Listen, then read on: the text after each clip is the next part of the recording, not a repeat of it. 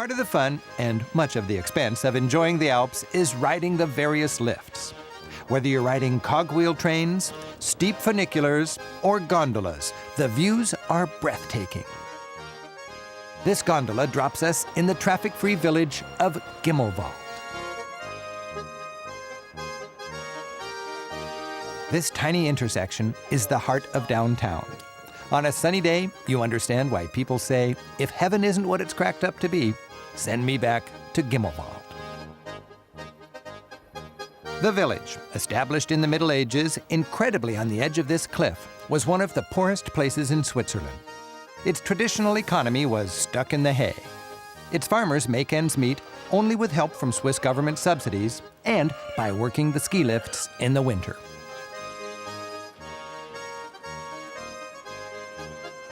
Modern tourism has perked up the local economy as well. The village operates like a big family. In fact, most of the 120 residents have the same last name, von Allmen. Collecting grass to get their cows through the winter in this rugged terrain is labor-intensive. Each hard-working family harvests only enough to feed 15 or 20 cows.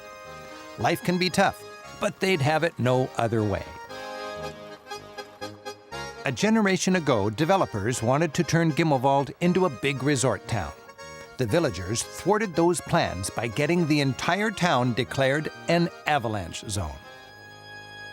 From that point on, no one could get permission to build anything bigger than a house or a barn. Unlike neighboring resort towns, Gimmelwald remains a vital community of families, locally owned and proud of it. Most of the buildings house 2 families and are divided vertically right down the middle. The writing on the post office building is a folksy blessing.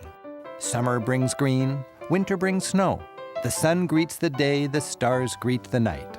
This house will keep you warm. May God give us his blessings. The oldest building in town dates from 1658. Study the log cabin construction. Many are built without nails. Gimmelwald has a strict building code. For instance, shutters can only be natural, green, or white. The stones on the huts are there to keep the shingles from blowing off during strong winter storms. Farmers hang big ceremonial cowbells under their eaves, waiting for that festive day in the spring when the cows move from their barns up to the high meadows. Gimmelwald's accommodations are rustic. A couple simple pensions, B&Bs, a hostel, even a barn the hikers sleep in when the cows are in the high meadows. If you want a fancy bed, you're better off in a nearby resort. It's fun to buy produce directly from Gimmelwald's entrepreneurial farmers, like Esther.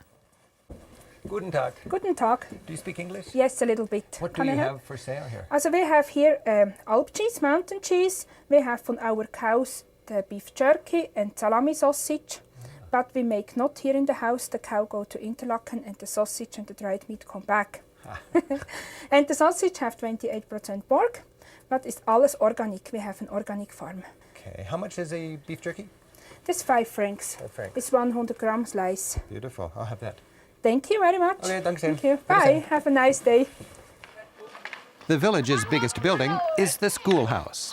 And the teacher, Ollie Eggeman, is giving us a look at alpine education. Okay, Rick, come in. This is our classroom here. Okay. Here we have 70 children we teach from 7 to 16 years old. So we teach them all together in one classroom. And my wife and me, we share the only teaching position in town.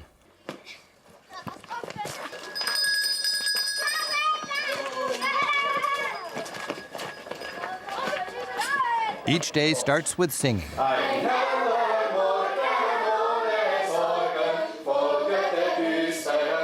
Then the students settle into their respective studies.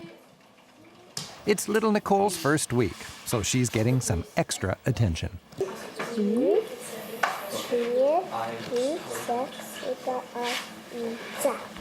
Well, you know, it's somehow like a family where we have children that are 7-year-old and 16 years old. If we go skiing or hiking, the elderly, without even that they ask for it, they will carry the heavy luggage for them. So it's really, they take care of each other. Ollie and his wife Maria are enthusiastic about the modern world, and they also respect the deep-seated local traditions.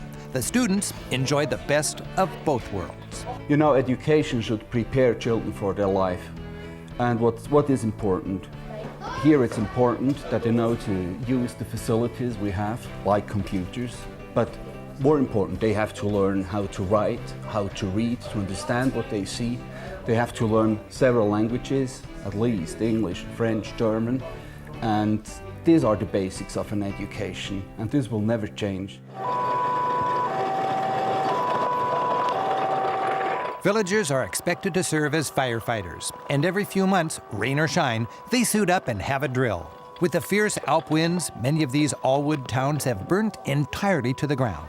These remote villages have no option but to provide their own firefighters. And since many of the men are out in the fields, stay-at-home moms play a key role. Gimmelwald has never had a major fire. I was told that the villagers, well aware of the proficiency of their firefighting team, are especially careful with fires.